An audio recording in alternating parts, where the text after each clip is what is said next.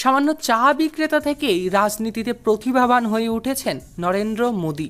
নরেন্দ্র মোদীর এই রাজনীতির পেছনে আসলে তার কি বুদ্ধি প্রয়োগ রয়েছে তা কি জানেন?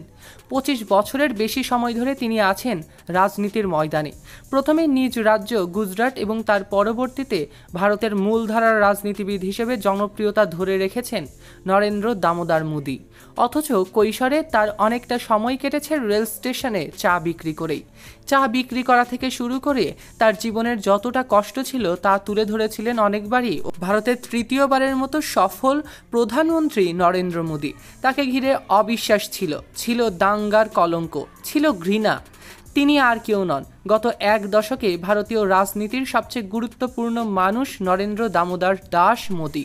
সকাল দেখলে বোঝা যায় সারাটা দিন কেমন যাবে, কিন্তু মোদীর জীবনে উল্টোটা ঘটেছে। মোদীর জীবন কাহিনী দেখে কেউ বুঝতেই পারেনি সে ছোটবেলার চাওয়ালা থেকে বড় হয়ে 3বারের সফল প্রধানমন্ত্রী হয়ে যাবেন।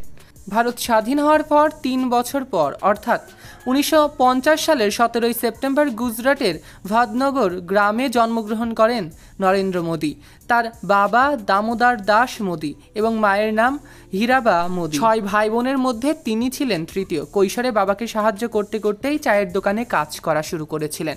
ছাত্র জীবনে মোদীর ব্যাপক আগ্রহ ছিল বিতর্ক এবং থিয়েটারের সমস্ত কাজে, যার প্রভাবই তার রাজনৈতিক জীবনেও স্পষ্ট দেখতে পাওয়া যায়। রাজনীতির একদম শীর্ষ পদে নরেন্দ্র মোদীর আরোহণ বিস্মিত করে অনেক সাধারণ মানুষকেই। 1987 সালে বিজেপিতে যোগদান করেন নরেন্দ্র মোদী এবং দলটির গুজরাটের সাধারণ সম্পাদক হন। পরবর্তীতে 2001 সাল পর্যন্ত সেই পদেই স্থায়ী থাকেন নরেন্দ্র মোদী। 2001 থেকে 2014 সালে প্রধানমন্ত্রী হওয়ার আগ পর্যন্ত টানা 4 বার তিনি বিজেপি প্রার্থী হিসেবে গুজরাটের মুখ্যমন্ত্রী ছিল একভাবে। ক্ষমতা নেওয়ার পরের বছর 2002 সালে ধর্ম নিয়ে দাঙ্গা বাঁধে গুজরাটে। এতে 1000-এরও বেশি মানুষ নিহত হয়, যার অধিকাংশই মুসলিম ছিল। নরেন্দ্র মোদী প্রথমবার 2014 সালে লোকসভা নির্বাচনে প্রতিদ্বন্দ্বিতা করেছিলেন।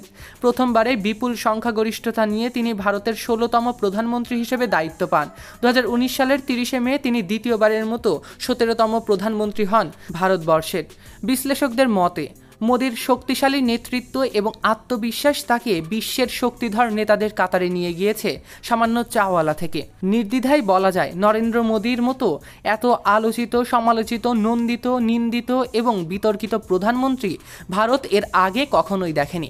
মোদী সবার থেকে আলাদা এবং মোদীই শীর্ষে, এমনটাও তো দাবি করেন মোদী ভক্তরা।